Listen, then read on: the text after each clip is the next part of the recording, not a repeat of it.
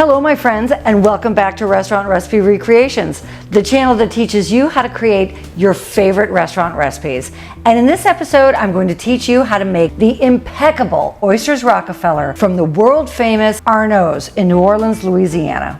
The ingredients that you'll need to make this iconic recipe are 1.5 dozen of freshly shucked oysters, 16 ounces of fresh baby spinach, a premium smoked bacon, a green pepper, fresh Italian parsley, fresh basil, celery, onion, cayenne pepper, garlic, dried thyme, a bay leaf, a premium butter, herb saint liqueur, fresh lemons for serving, and of course salt and pepper. And as we get into the recipe, I'm going to tell you a little bit more about this herb saint liqueur that I'm using, what it is, and how you can substitute it out if you can't find it.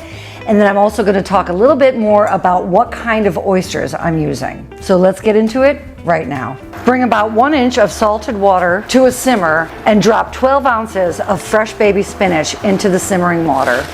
Now cover to allow the spinach to steam, turning several times to move the spinach from the bottom to the top.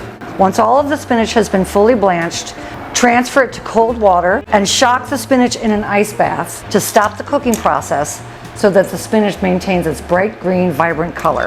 Now drain, firmly squeeze out all of the excess water, and finely chop the blanched spinach. The kind of oysters that I'm using are called Wellfleets, and they originate off of Cape Cod, Massachusetts. The Wellfleet oyster is a nice, large, and very consistent species of oyster.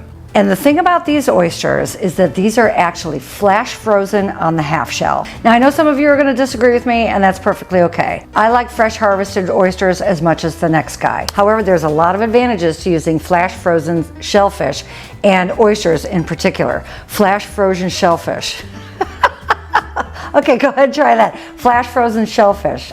All right. One of the advantages to using the flash frozen oysters is that they are preserved right at the peak of freshness, right at the harvest on the boat, which prevents the growth of any bacteria or microorganisms that can be found in raw oysters. The old rule of thumb used to be that you could only eat oysters in the month that had an R in it, like for example, October, November, December. But as we all know, the water temperatures are rising. And so personally, I don't trust that old rule anymore. And I feel safer eating the flash frozen oysters, if I'm being perfectly honest. Of course, we're going to cook these today in the Oysters Rockefeller, but they can be eaten raw. And the other nice thing about these frozen oysters is that they are available in more markets. So you don't have to live on a coastline, or more importantly, on a cold water coastline in order to get these oysters on the half shell. There's a couple of online companies that offer this product, and I'll put the links to all 3 of those websites below in my description bar. Now that all of the ingredients have been prepped out, we're going to go ahead and we're going to make the Rockefeller filling for our Oysters Rockefeller. On a medium-high heat, melt 1 tablespoon of a premium butter. I myself am using the Kerrygold Irish butter. Now add 6 slices of a thick-cut raw bacon that has been finely chopped. Cook the bacon until all of the fat has been rendered and the bacon is crisp, about 5 minutes. Now drain off about 2/3 of the bacon fat, and to the bacon add 2 cups of finely chopped celery, 1/2 cup of finely chopped white onion, 1/2 cup of finely chopped green pepper, and 2 tablespoons of very finely chopped garlic. 1 large bay leaf, add a pinch of cayenne pepper, and 1/4 teaspoon of dried thyme. And saute this mixture until the vegetables are softened, about 4 to 5 minutes. Now sprinkle in 1/3 cup of freshly chopped parsley, 1/3 cup of freshly chopped basil. Add in your chopped spinach and 1/2 cup of the herb saint liqueur. Herb saint is an anise flavored, or like a black licorice flavored liqueur that was created in New Orleans in 1934 by the Sazerac Company. A couple of different liqueurs that you can use as a substitution is an anisette, you can use a Pernod, or you can even use a white Sambuca, and that'll give you the same overall flavor. Season with some kosher salt and some fresh cracked black pepper. Now reduce your cooking heat to low and simmer for about 2 minutes. This mixture will be hot, so carefully remove the bay leaf and discard. And then you want to take about 1/2 of this mixture and place it either in a food processor or a blender.